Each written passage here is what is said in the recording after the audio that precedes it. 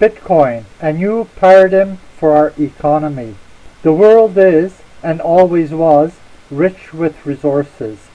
Nature has and does freely provide for us all.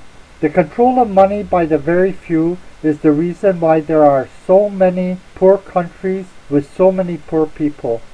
Debt has, is, and always will be the chain of choice by slave masters to keep their slaves enslaved. The more money that they issue, the more debt that is accumulated. In older times, in order to issue more coins, the slave masters debased the metals they used. When fiat currencies were introduced, it suddenly became much easier to issue money just by printing it. Debt, coupled with high addictive consumerism, made us all thankful slaves who are happy with the sad situation we all find ourselves in. The science of economics has become a religion, with money replacing God, and economy scientists preaching their theories and replacing the priests and prophets. Demand creates its own supply. Demand-side economics, also referred to as trickle-up economics, argues that economic growth is created by the ability of the middle class to drive and support the economy. Keynes and Galbraith are the most celebrated of demand-side economic theorists. They claimed that high consumer spending leads to business expansion, resulting in greater employment opportunities. They promoted a policy of progressive tax code, with the richer paying a higher tax to ensure a financially strong middle class with the ability to spend more and create more demand. They promoted increased government spending to spur employment opportunities in times of low growth by creating and issuing money and debt into the economy, preferring inflation and debt over a balanced budget.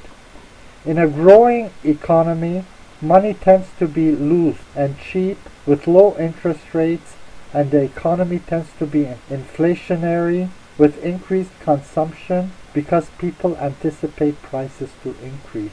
Supply creates its own demand. Supply-side economics, also referred to as trickle-down economics, argues economic growth is created by lowering taxes and decreasing regulation for businesses. Adam Smith and Milton Friedman are the most celebrated of supply-side economic theorists. They claimed that with lower taxes and less regulation, manufacturers grow and consumers benefit from a greater supply of goods and services at lower prices, and employment increases. They claimed that lower tax rates actually boost government revenue because of higher economic growth. It was the policy followed by President Reagan in the 1980s. They claimed that higher taxation leads to lower levels of specialization and lower economic efficiency. Self-regulation of free markets. Austrian Economics advocates consumer sovereignty and political individualism. Mies and Hayek are the most celebrated of Austrian economic theorists. They claimed that government should not interfere with the markets, but rather allow the freedom of sellers and buyers to follow their own judgment regarding quantities, qualities, and prices of products and services. They claimed that only when individuals are given full economic freedom will it be possible to secure political and moral freedom. They, along with free market libertarians, support a gold standard where the amount of money issued is determined by the amount of gold available to back it. Because gold is a scarce mining resource, in a growing economy, money tends to be tight and expensive with high interest rates, and the economy tends to be deflationary with reduced consumption because people anticipate prices to decrease.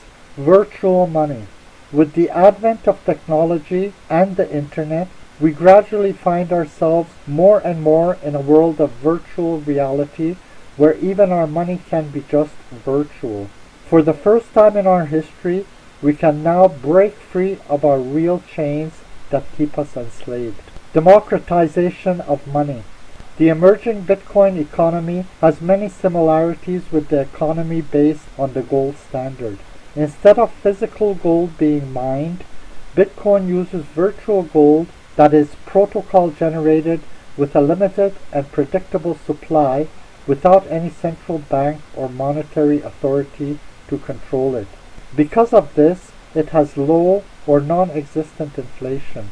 The emergence of private digital currencies based on blockchain technology challenges central banks. Bitcoin, Litecoin, and dozens of more cryptocurrencies give control of money from the banksters back to the people.